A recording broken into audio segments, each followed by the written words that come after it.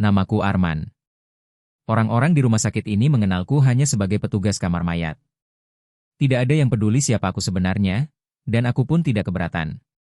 Pekerjaanku memang bukan pekerjaan yang membuat orang ingin akrab. Aku hanya orang yang berurusan dengan jasad, malam demi malam, di ruangan dingin penuh bau formalin. Kamar mayat ini selalu sepi. Lampu neon di atas kepala sering berkelip, membuat bayangan tubuh-tubuh pucat di balik kantong jenazah terlihat bergerak, meski sebenarnya tidak. Aku sudah terbiasa dengan itu. Atau setidaknya, aku pikir begitu. Malam itu dimulai seperti biasa. Hujan deras mengguyur di luar, dentumannya menimpa atap seng rumah sakit. Jam di dinding menunjukkan pukul 11 malam.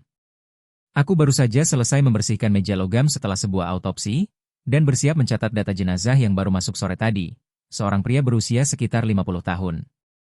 Aku menarik laci besi dengan roda yang berderit, dan kantong mayat hitam itu muncul perlahan. Tanganku sedikit gemetar, entah karena udara dingin atau hanya karena kelelahan. Aku membuka resletingnya. Wajah pucat pria itu terlihat. Matanya tertutup rapat, kulitnya dingin, bibirnya kebiruan. Normal. Aku menunduk memeriksa dokumen kematian. Katanya, ia meninggal karena serangan jantung mendadak. Tidak ada yang aneh. Aku menghela napas panjang, lalu menoleh kembali ke wajah mayat itu. Dan saat itulah aku melihatnya. Kelopak matanya bergerak. Pelan. Hampir tak terlihat, tapi jelas sekali bagiku. Lalu, ia mengedip. Aku menjatuhkan dokumen dari tanganku. Jantungku melonjak ke tenggorokan. Mataku tidak bisa berpaling dari wajah itu. Tidak mungkin. Mayat tidak bisa mengedip. Tidak setelah berjam-jam dinyatakan meninggal. Aku mendekat, menatap lekat-lekat. Matanya kembali tertutup rapat. Wajahnya sama sekali tidak berubah, pucat dan kaku. Aku menepuk-nepuk pipiku sendiri, memastikan aku tidak sedang bermimpi. Aku capek, gumamku, mencoba menenangkan diri. Refleks otot, ya, itu hanya refleks otot. Aku pernah membaca bahwa tubuh manusia kadang masih bergerak meski sudah mati. Jari yang menekuk, otot yang berkedut, bahkan suara udara yang keluar dari mulut. Tapi, mengedip? Tidak. Itu bukan hal yang wajar. Aku berusaha mengalihkan perhatian dengan mencatat kembali detail kematian, tapi pikiranku tidak bisa fokus. Mata itu terus terbayang, mata yang jelas-jelas menatapku sepersekian detik. Aku mencoba meyakinkan diriku sendiri dengan alasan medis, tapi semakin aku mencoba, semakin aku sadar, aku tidak sedang berhadapan dengan refleks biasa. Karena beberapa menit kemudian, ketika aku menunduk untuk menutup kembali kantong jenazah, aku melihatnya lagi. Mata pria itu setengah terbuka, pupilnya samar-samar bergerak, dan sebelum benar-benar tertutup, ia mengedip sekali lagi. Tanganku membeku di atas resleting.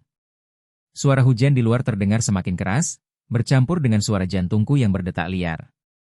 Aku ingin berlari, tapi kakiku seakan terpaku ke lantai dingin. Tidak mungkin, bisikku. Kau sudah mati.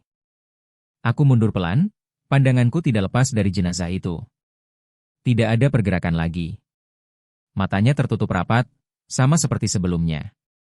Seakan-akan aku hanya berhalusinasi. Aku memutuskan menutup kembali kantong mayat dengan cepat, lalu mendorong laci itu kembali ke tempatnya. Roda berderit panjang, seakan mengerang. Keringat dingin menetes di pelipisku. Aku meninggalkan catatan terbuka di meja dan berjalan ke sudut ruangan, mencoba mengatur napas.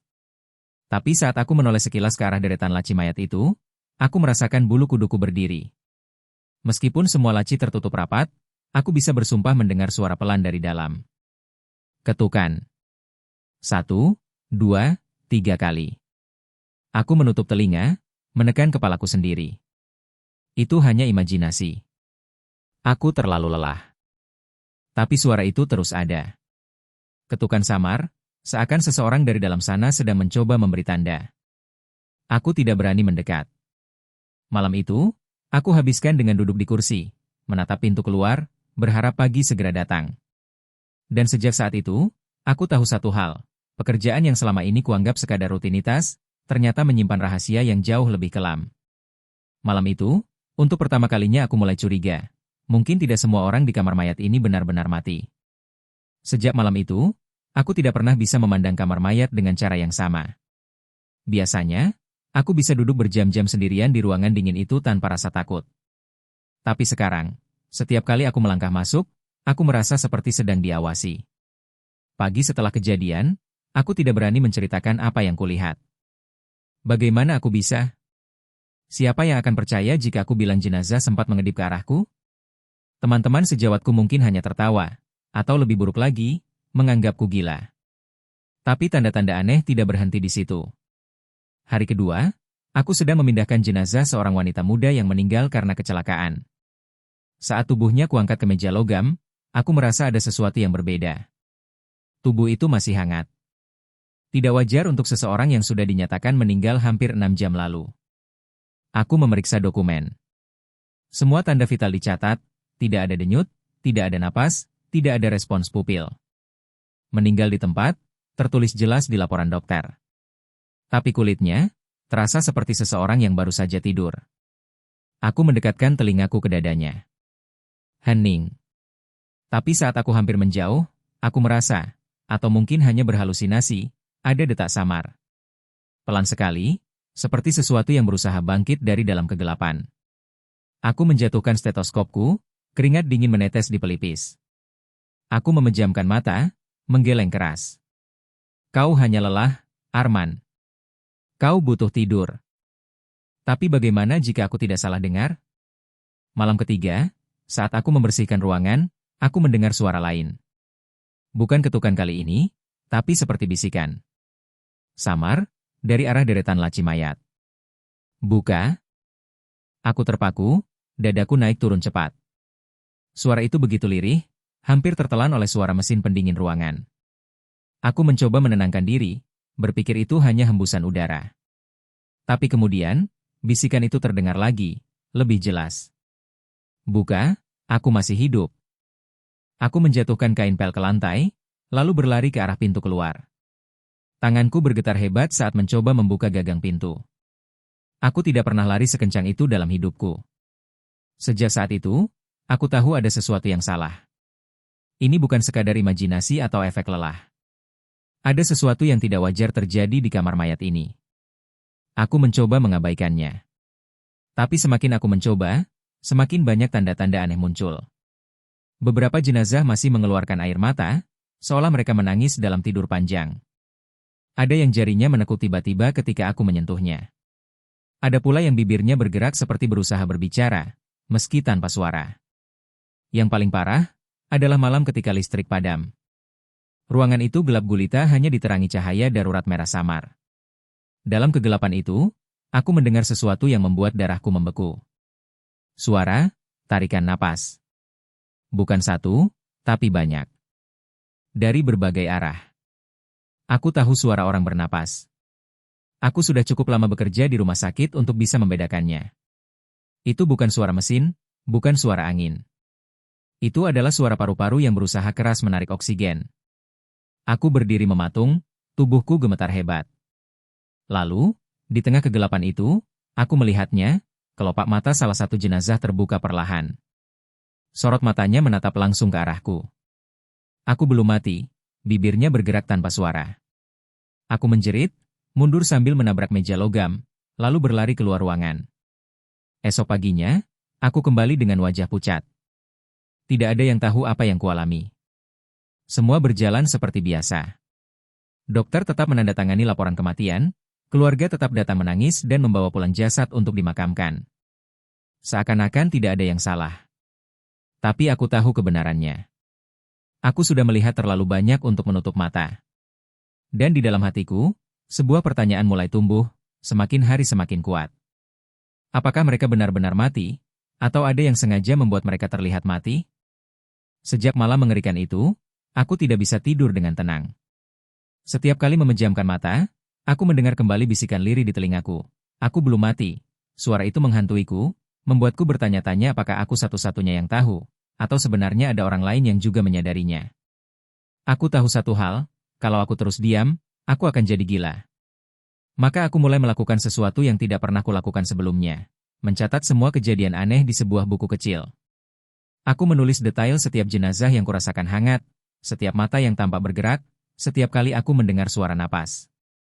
Aku bahkan menggambar posisi laci mayat tempat suara-suara itu berasal. Semakin lama, catatanku penuh dengan nama, waktu, dan deskripsi singkat. Aku sadar, jumlahnya terlalu banyak untuk dianggap kebetulan. Suatu malam, aku memberanikan diri melakukan hal yang paling berisiko, memeriksa jenazah sebelum dikuburkan. Pasien bernama Dedi Santoso, usia 41 tahun, dilaporkan meninggal karena serangan jantung di rumahnya. Tubuhnya sudah ada di ruang pendingin sejak sore. Tapi ketika aku mendekatkan stetoskop ke dadanya, jantung itu berdetak. Pelan, tapi jelas. Aku mundur beberapa langkah, hampir menjatuhkan alat di tanganku. Aku ingin berteriak, tapi aku tahu itu hanya akan membuatku ditertawakan atau dianggap gila. Jadi aku melakukan sesuatu yang lebih nekat. Aku menyalakan ponselku, merekam suara detak samar itu. Rekaman itu berhasil. Aku mendengar ulang dengan kupingku sendiri. Itu nyata. Namun saat aku memutar ulang rekaman di luar ruangan, detaknya hilang. Tidak terdengar apapun selain suara hening dan desahan nafasku sendiri. Apa-apaan ini? Aku meremas rambutku, frustasi. Seolah-olah, ada sesuatu yang hanya bisa kudengar ketika aku ada di dalam ruang itu. Sejak malam itu, aku mulai mencurigai bahwa ini bukan sekadar fenomena medis. Ada sesuatu yang lebih gelap. Konspirasi. Aku mulai memperhatikan perilaku dokter-dokter yang bertugas. Setiap kali ada pasien meninggal mendadak, laporan mereka selalu terburu-buru. Tidak ada otopsi mendalam, hanya tanda tangan dan cap sudah meninggal. Aneh. Biasanya, protokol rumah sakit tidak secepat itu. Lebih aneh lagi, ada seorang dokter senior bernama Dr. Surya yang selalu hadir setiap kali pasien mati mendadak. Dia datang entah dari mana, masuk ke ruang gawat darurat, lalu beberapa menit kemudian, pasien dinyatakan meninggal. Aku mulai bertanya pada perawat lain, tapi mereka hanya menjawab singkat, Dr. Surya memang sering ditugaskan khusus. Jangan terlalu banyak bertanya, men. Jangan terlalu banyak bertanya. Kata-kata itu justru membuatku semakin curiga. Suatu malam, aku memberanikan diri mengikuti Dr. Surya setelah ia keluar dari rumah sakit. Aku menjaga jarak, takut ketahuan. Mobil hitamnya melaju pelan menuju pinggiran kota, lalu berhenti di sebuah gudang besar dengan lampu redup. Dari balik bayangan, aku melihat beberapa orang berseragam putih mengangkat peti-peti kayu keluar dari mobil jenazah. Aku menahan napas. Peti-peti itu bukan berisi barang biasa. Aku yakin, itu berisi tubuh manusia. Yang membuat bulu kuduku berdiri, aku melihat salah satu peti bergetar. Aku mundur selangkah, hampir terpeleset. Jantungku berpacu kencang. Aku ingin sekali mendekat, tapi otakku berteriak, jangan.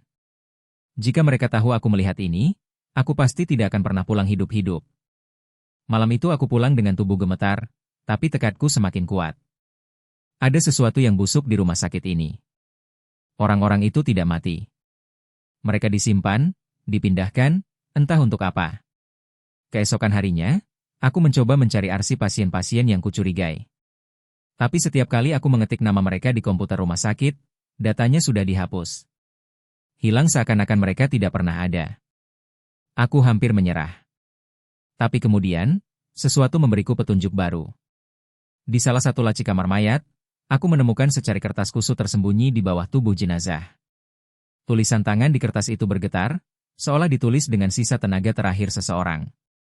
Jika kau membaca ini, tolong. Kami tidak mati. Mereka mengambil kami. Ikuti tanda bulan sabit. Aku mematung. Kertas itu ternodai darah kering, tapi kata-katanya jelas. Ikuti tanda bulan sabit. Apa maksudnya? Aku menggenggam kertas itu erat, keringat membasahi telapak tanganku. Jantungku berdegup keras, bukan karena takut, tapi karena untuk pertama kalinya, aku tahu aku tidak sendirian. Ada orang lain yang tahu. Ada korban yang sempat menulis pesan terakhir. Dan aku bersumpah, apapun risikonya, aku akan menemukan kebenaran di balik tanda bulan sabit itu. Sejak menemukan catatan misterius itu, pikiranku tidak pernah tenang. Kata-kata, ikuti tanda bulan sabit, terus terngiang di kepalaku, seakan jadi mantra yang memaksaku untuk bergerak. Aku mulai memperhatikan setiap detail kecil di rumah sakit. Logo, ruangan, bahkan aksesoris yang dikenakan staf medis. Butuh beberapa hari sebelum aku menemukan sesuatu. Di ruang administrasi lama, tepat di pintu masuk sebuah ruangan arsip yang sudah jarang dipakai, aku melihat sebuah simbol kecil terukir samar di sisi pintu kayu. Bentuknya bulan sabit, hampir tak terlihat kecuali jika diperhatikan dengan seksama. Jantungku berdegup kencang. Aku menoleh ke kanan dan kiri, memastikan tidak ada orang, lalu perlahan mendorong pintu itu. Berderit pelan, udara pengap menyambutku. Ruangan itu gelap, berdebu, penuh lemari arsip besi. Tapi di bagian belakang, ada sesuatu yang tidak wajar, lemari baja besar dengan kunci elektronik. Dan di pojok pintu lemari itu, tergores simbol bulan sabit yang sama. Aku tahu, ini bukan kebetulan. Sayangnya, aku tidak punya kode untuk membukanya. Aku mencoba menekan beberapa angka acak, tapi mesin itu berbunyi, error, berkali-kali. Aku hampir menyerah, sampai seorang staf kebersihan masuk untuk mengepel. Aku buru-buru bersembunyi di balik lemari. Dari celah sempit, aku melihatnya menekan kode 4 digit dengan tenang, lalu membuka lemari. Aku mencatat cepat kode itu dalam pikiranku, 1973. Setelah pria itu pergi, aku mendekati lemari dan mencoba kodenya. Klik. Lemari itu terbuka perlahan, dan yang kulihat membuat darahku membeku. Di dalamnya bukan arsip biasa. Ada tumpukan map merah dengan label nama pasien. Tapi di sampingnya, ada kotak-kotak kecil berisi foto. Foto orang-orang yang aku tahu telah meninggal. Wajah-wajah mereka pucat, sebagian dengan mata terbuka, sebagian dengan mulut menganga, seperti difoto secara diam-diam setelah dibawa ke ruang pendingin. Tanganku bergetar saat membuka salah satu map. Di dalamnya ada dokumen medis, tapi bukan tentang kematian, melainkan tentang uji coba. Kata-kata seperti, subjek bertahan 72 jam tanpa oksigen, atau, respon saraf masih aktif setelah 48 jam, membuatku ingin muntah. Aku membuka map lain. Sama saja. Semua pasien yang dinyatakan meninggal, ternyata dijadikan bahan percobaan medis yang tidak manusiawi. Tangisku hampir pecah. Jadi, semua suara, semua gerakan kecil, semua detak jantung samar yang kudengar, bukan hayalan. Mereka memang hidup, dan sengaja dibekukan, diperlakukan seperti benda mati untuk kepentingan eksperimen terlarang. Aku mundur, napasku memburu. Dan saat itulah aku melihatnya, di sudut lemari ada sebuah amplop hitam dengan lambang bulan sabit. Tanganku gemetar saat meraihnya. Di dalamnya ada foto-foto gudang tua di pinggiran kota, sama persis dengan yang kulihat waktu mengikuti Dr. Surya. Hanya kali ini, ada foto bagian dalamnya. Aku nyaris menjatuhkan amplop itu. Foto-foto itu menunjukkan ruangan besar penuh tabung kaca raksasa, masing-masing berisi tubuh manusia yang direndam cairan bening. Sebagian tubuh itu masih membuka mata, sebagian menggapai kaca dari dalam, seolah berusaha keluar. Aku menutup mulutku rapat-rapat, menahan teriak. Suara langkah kaki terdengar dari luar ruangan. Aku buru-buru menyelipkan amplop itu ke saku jas putihku dan menutup kembali lemari baja. Saat pintu terbuka, Dr. Surya berdiri di sana. Senyumnya tipis, tapi tatapan matanya menusuk. Kau tidak seharusnya ada di sini, Arman, katanya dengan suara datar. Jantungku hampir berhenti.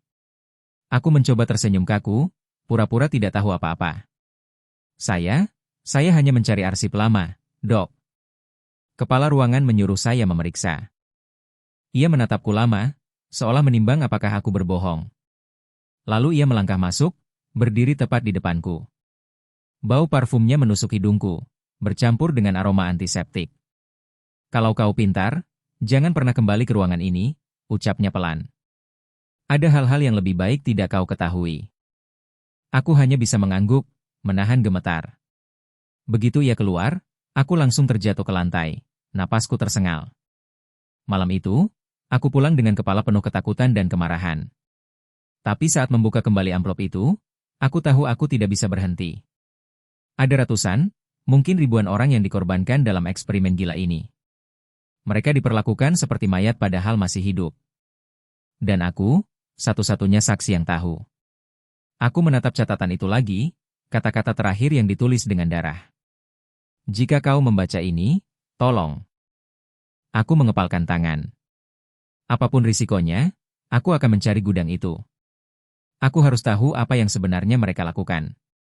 Aku harus menyelamatkan orang-orang yang masih hidup. Gudang tua itu berdiri di pinggiran kota, tepat seperti yang terlihat di foto. Malam itu aku nekat datang seorang diri, hanya berbekal senter kecil dan nyali yang hampir habis separuh. Udara dingin menusuk tulang, dan jalan tanah yang kulalui sunyi, hanya ditemani suara jangkrik dan derit pohon tertiup angin.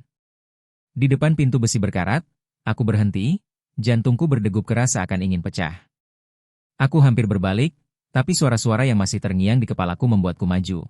Aku belum mati. Aku mendorong pintu itu perlahan. Deritannya memekakan telinga. Bau logam dan zat kimia langsung menyeruak, menusuk hidung hingga membuatku mual. Gudang itu luas sekali. Di tengahnya berjajar tabung-tabung kaca raksasa, sama persis dengan foto yang kutemukan. Setiap tabung dipenuhi cairan bening, dan di dalamnya, ya Tuhan, ada tubuh manusia. Aku menutup mulutku, hampir muntah. Ada yang masih membuka mata, ada yang tangannya menempel di kaca, ada yang tubuhnya terkulai seolah pingsan. Tapi semuanya masih bernapas. Masih hidup.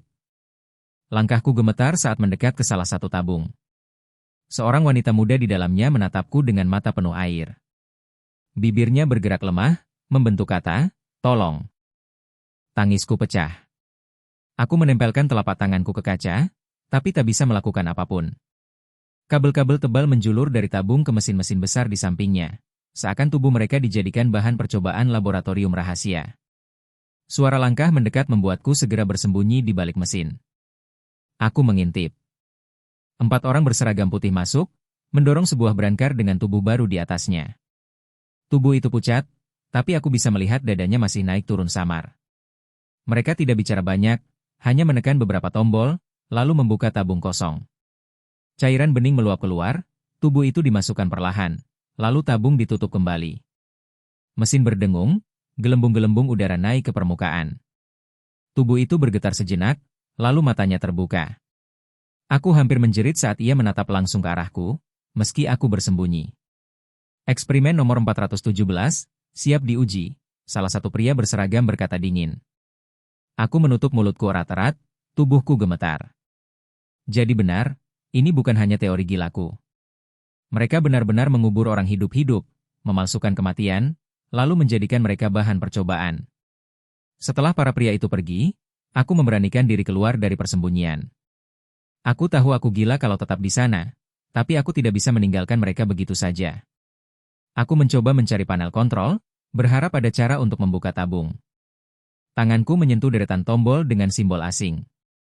Ada satu tombol merah besar bertuliskan, rilis. Tanpa pikir panjang, aku menekannya. Tiba-tiba alarm berbunyi nyaring, lampu darurat menyala merah. Tabung di depanku bergetar keras, cairannya surut, dan perlahan pintunya terbuka. Wanita muda di dalamnya jatuh terhempas ke lantai, batuk keras, paru-parunya berjuang menghirup udara segar. Aku buru-buru mengangkat tubuhnya. Ia gemetar, wajahnya pucat. Terima kasih, bisiknya sebelum pingsan di pelukanku. Aku tidak sempat lega. Suara langkah kaki terdengar semakin dekat. Pintu gudang terbuka lebar, dan puluhan pria berseragam putih masuk. Di depan mereka berdiri Dr. Surya, wajahnya dingin tanpa ekspresi. Aku sudah menduga kau akan datang ke sini, Arman, katanya pelan, suaranya menggema di ruangan besar itu. Kau terlalu banyak tahu. Aku memeluk erat wanita itu, meski tubuhku gemetar ketakutan. Mereka masih hidup. Apa yang kalian lakukan ini? Dr. Surya melangkah mendekat. Ini penelitian untuk masa depan umat manusia. Kami menciptakan metode menunda kematian, memperpanjang umur dengan membekukan tubuh hidup-hidup. Mereka hanyalah pion, dan kau seharusnya tidak ikut campur. Aku menggeleng keras. Mereka manusia, bukan kelinci percobaan. Ia tersenyum tipis. Sayangnya, tidak ada yang akan percaya padamu. Besok, kau hanya akan jadi salah satu mayat di kamarmu sendiri. Para pria berseragam mulai maju. Aku panik, melirik ke sekeliling mencari jalan keluar. Mataku menangkap pintu samping kecil di ujung gudang. Dengan sekuat tenaga, aku menggendong wanita itu dan berlari ke arah sana. Teriakan terdengar di belakangku. Tangkap dia. Aku berlari sekencang mungkin, nafasku memburu, dada hampir pecah. Tembakan terdengar, peluru menghantam dinding dekat kepalaku. Aku menabrak pintu samping, mendorongnya keras hingga terbuka. Udara malam kembali menyambutku. Aku terus berlari, masuk ke hutan kecil di belakang gudang. Suara langkah-langkah mengejarku, semakin dekat. Tapi aku tidak peduli. Aku hanya punya satu tujuan, membawa wanita ini keluar, menunjukkan kepada dunia apa yang sebenarnya terjadi. Namun saat aku menoleh ke belakang, aku sadar, permainan ini baru saja dimulai. Aku berlari sekuat tenaga melewati pepohonan, ranting-ranting menampar wajah dan lenganku. Nafasku memburu, dada hampir meledak. Wanita muda yang kubawa di pelukan terasa berat, tubuhnya lemah tapi hangat, bukti bahwa ia masih hidup.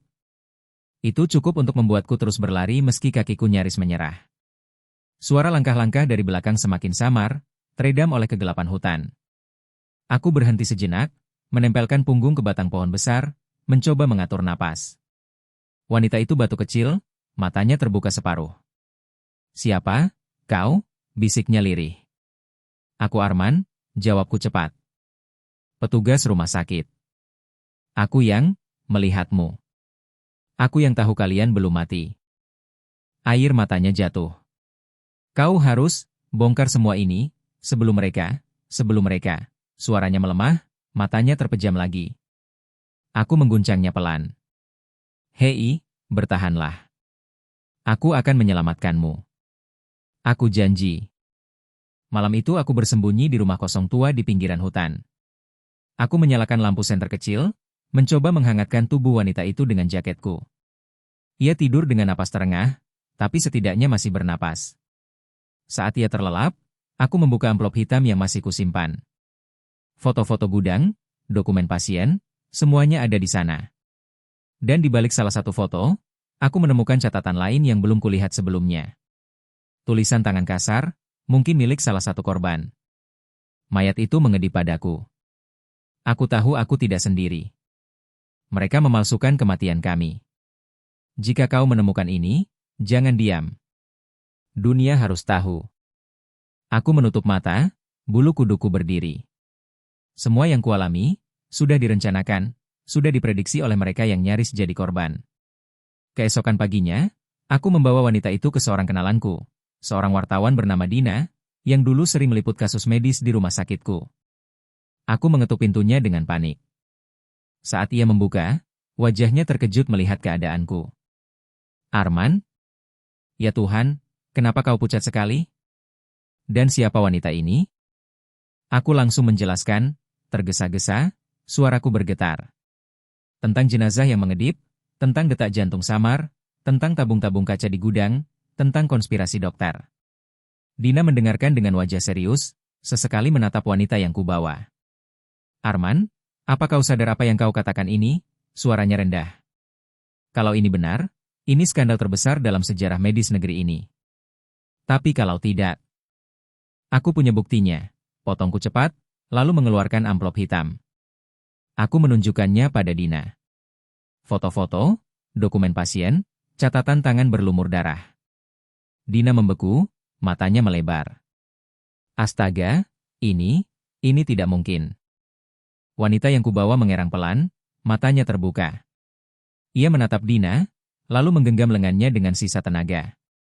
"Tolong, jangan biarkan mereka mengubur kami lagi." Dina menutup mulutnya, terkejut hingga hampir menangis. Ia mengangguk cepat. "Baik. Aku akan bantu. Kita harus sebarkan ini sebelum mereka menutupinya." Namun, sebelum kami sempat menyusun rencana, suara keras terdengar dari luar. Ban mobil berdecit, pintu dibanting, langkah-langkah berat mendekat. Aku melirik dari jendela. Mobil hitam. Orang-orang berseragam putih. Dan di antara mereka, Dokter Surya. "Cepat. Mereka menemukan kita," bisikku panik. Dina buru-buru mengambil kameranya, menyelipkan dokumen ke dalam tas. "Kita harus keluar lewat pintu belakang." Kami berlari ke dapur, tapi pintu belakang sudah didobrak. Dua pria berseragam masuk, wajah mereka dingin. Aku melawan dengan segala tenaga, menghantam mereka dengan kursi kayu. Dina menarik wanita itu, berusaha kabur. Namun Dokter Surya melangkah masuk, wajahnya tenang seakan semua ini sudah diatur. "Aku sudah bilang, Arman. Kau terlalu banyak tahu." Aku menggeram, Darahku mendidih. Kalian monster. Suatu saat dunia akan tahu apa yang kalian lakukan. Ia hanya tersenyum tipis. Mungkin. Tapi sayangnya, kau tidak akan sempat melihatnya. Sebelum ia bisa memberi perintah, Dina menyalakan kameranya, mengarahkannya langsung pada Surya. Aku sudah merekam cukup bukti. Sekali saja rekaman ini keluar, kalian selesai. Untuk pertama kalinya, wajah Surya retak. Senyumnya menghilang, digantikan tatapan tajam penuh amarah. Kau pikir orang akan percaya begitu saja? Kalau tidak percaya pada kami, mereka akan percaya pada wajah-wajah yang kau kurung di tabung itu, jawab Dina dengan lantang. Hening sesaat. Para pria berseragam saling berpandangan, ragu. Surya mendengus kesal. Tangkap mereka. Pertarungan pecah. Aku, Dina, dan wanita itu berusaha melawan, berlari ke arah jendela belakang. Kaca pecah saat aku menerobos, tubuhku penuh luka. Kami kabur ke jalanan malam, meninggalkan rumah yang porak-poranda. Dengan napas terengah, aku menoleh ke belakang. Mobil hitam itu masih mengejar, tapi di tanganku ada sesuatu yang lebih kuat dari rasa takut, kebenaran. Aku tahu hidupku tidak akan pernah sama lagi. Tapi aku juga tahu, apapun risikonya, aku harus terus maju. Karena ada ratusan orang di dalam tabung itu, menunggu seseorang untuk benar-benar mendengar teriakan mereka. Udara malam terasa menusuk paru-paru saat kami berlari di jalan setapak, darahku menetes dari luka di lengan akibat kaca jendela yang pecah. Dina berlari di sampingku, wajahnya tegang namun tetap menggenggam kamera erat-erat. Sementara wanita yang kami selamatkan hampir pingsan di pelukan, tubuhnya rapuh seperti akan hancur kapan saja. Mobil hitam masih mengejar, lampunya menyinari punggung kami. Dentuman langkah kaki semakin dekat. Aku tahu kami tidak bisa terus lari seperti ini. Harus ada cara untuk menghentikan mereka. Arman? Dina berteriak. Kita harus ke kantor media. Kalau rekaman ini tayang, mereka tidak bisa lagi menutupinya. Aku mengangguk. Itu satu-satunya harapan. Tapi jaraknya masih jauh. Dan mereka tidak akan membiarkan kami sampai di sana. Tiba-tiba, suara tembakan terdengar. Peluru menghantam tanah di dekat kaki kami. Aku menoleh sekilas dan melihat Dr. Surya berdiri di depan mobil, pistol di tangannya, wajahnya dingin. Berhenti sekarang juga, Arman, suaranya menggema di malam yang sunyi. Kau tidak akan bisa menang. Dina menarik tanganku. Jangan dengarkan dia. Aku menatap mata Surya sejenak. Di balik ketenangannya, ada sesuatu yang lebih menyeramkan daripada senjata di tangannya, kepastian. Ia percaya benar bahwa tidak ada yang bisa menyentuhnya. Kami terus berlari. Jalan itu akhirnya membawa kami ke sebuah jembatan tua. Di bawahnya mengalir sungai deras. Surya dan orang-orangnya makin dekat. Aku bisa mendengar suara langkah berat mereka di papan jembatan. Dina berhenti mendadak, menoleh padaku. Matanya bersinar dengan tekad. Kalau rekaman ini jatuh ke tangan mereka, habis sudah. Arman, kau harus pilih. Simpan nyawamu, atau simpan kebenaran. Aku terdiam sejenak, dada berdebar hebat. Wanita di pelukanku menggeliat, berbisik hampir tak terdengar. Jangan biarkan kami mati lagi. Seketika itu aku sadar, hidupku sudah tidak penting lagi. Yang penting hanyalah kebenaran. Aku mengangguk pada Dina. Lakukan. Ia menyalakan kamera, menatap lensa, lalu berkata dengan suara lantang. Nama saya Dina Pratama, jurnalis investigasi. Jika kalian melihat video ini, ketahuilah ada konspirasi di rumah sakit.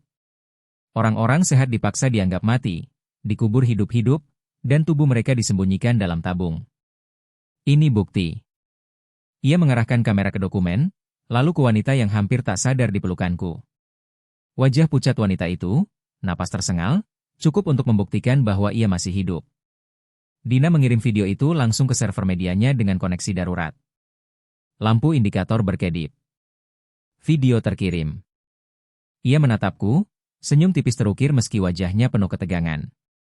Sekarang semua orang tahu.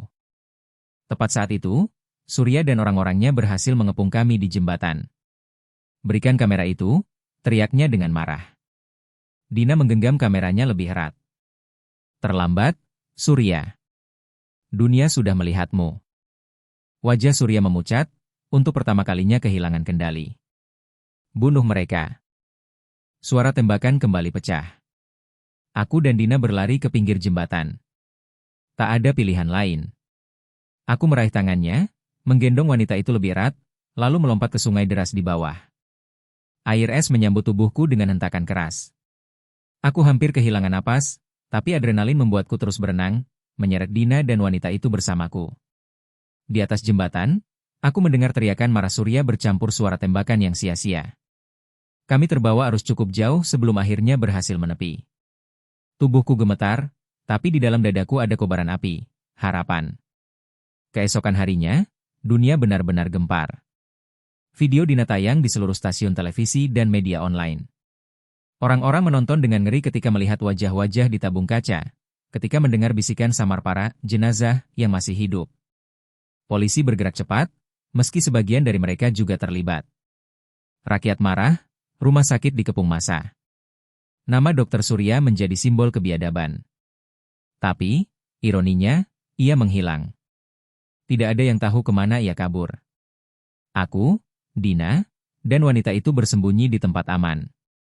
Wanita itu akhirnya sembuh perlahan. Ia bercerita banyak tentang pasien lain, tentang bagaimana mereka disuntik cairan yang membuat jantung berdenyut sangat lemah hingga dianggap mati.